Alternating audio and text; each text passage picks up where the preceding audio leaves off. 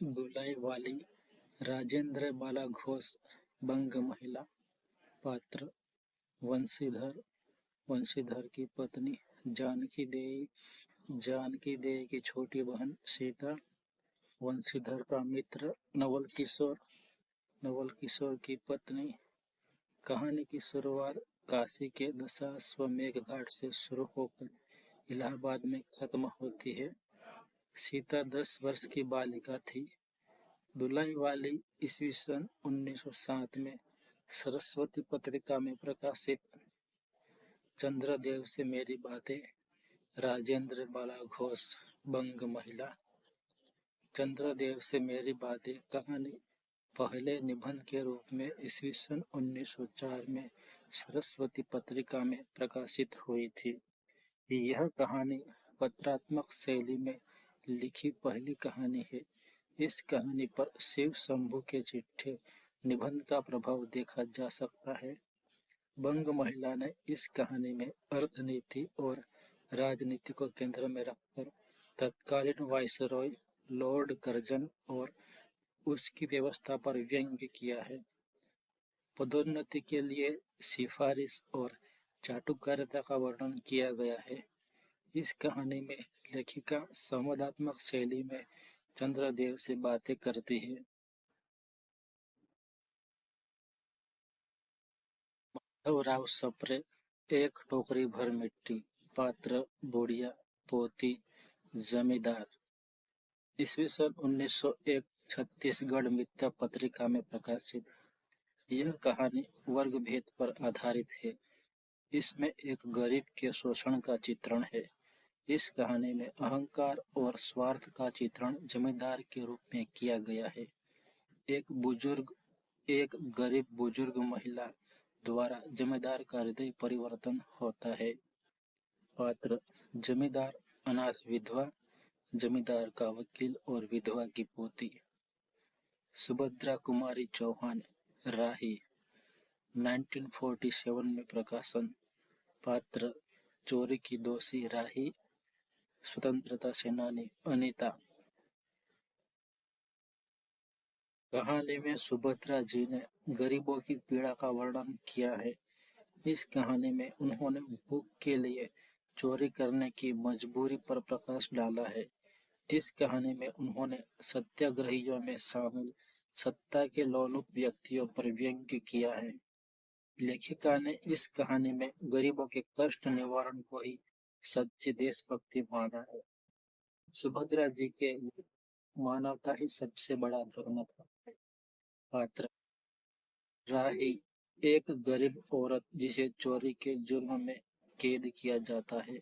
अनीता, एक अमीर घर की महिला जो स्वतंत्रता संग्राम में क्रांतिकारी गतिविधियों के कारण जेल गई है। ईदगाह, मुंशी प्रेमचंद। पात्र हामिद, 4-5 वर्ष का। अमीना, महमूद, मोहसिन, सम्मी, नूरे, हामिद के पिता आबिद। ईदगाह कहानी चांद पत्रिका में छपी थी। ईदगाह कहानी ईस्वी सन 1933 में मानसरोवर के प्रथम अंक में प्रकाशित हुई थी। ईदगाह प्रेमचंद की उर्दू में लिखी हुई कहानी थी। यह कहानी बाल मनोविज्ञान पर आधारित कहानी है। दुनिया का सबसे अनमोल रतन प्रेमचंद। पात्र दिल फिगार, दिल फरेब। ईस्वी सन 1907 में उर्दू पत्रिका जमाना में प्रकाशित। सन 1908 में उर्दू कहानी संग्रह सोजे वतन में प्रकाशित हुई थी। प्रेमचंद की प्रथम कहानी मानी जाती है। श्री दया नारायण ने नवाब राय को प्रेमचंद नाम दिया था। यह कहानी वर्णनात्मक शैली में लिखी गई उर्दू शब्दावली की बहुलता भी है। यह कहानी सच्चे प्रेमी के प्रेम परीक्षा की कहानी है। इस कहानी में अनमोल रतन के रूप में देशभक्ति का चित्रण है। प्रेम के लिए संघर्ष का चित्रण है। कहानी का अंत सुखद है। यह कहानी तत्कालीन स्वतंत्रता आंदोलन को एक नई दिशा देती है। गानों में कंगना, राधिका, रमा प्रसाद सिंह पात्र, कथावाचक नरेंद्र, नरेंद्र की पत्नी किरण, योगेश्वर, नाचने वाली किन्नरी, जूही। यह कहानी वर्ष 1913 में इंदु पत्रिका में प्रकाशित हुई। कहानी में विवाहित नायक नरेंद्र के नशे की आदत तथा वेश्या के प्रेम में पड़ने की वजह से हुए उसके चारित्रिक पतन को चित्रित किया गया है। कहानी की क्लिष्ट अलंकारिक भाषा को इसके शिल्प की विशेषता माना जा सकता है। उसने कहा था पंडित चंद्रधर शर्मा गुलेरी, 1915 में सरस्वती पत्रिका में प्रकाशन। पात्र सेना में जमादार लहना सिंह, सूबेदार निहोरा, सूबेदार हजारा सिंह, सूबेदार का बेटा बोधा सिंह, वजीरा सिंह, कीरत सिंह।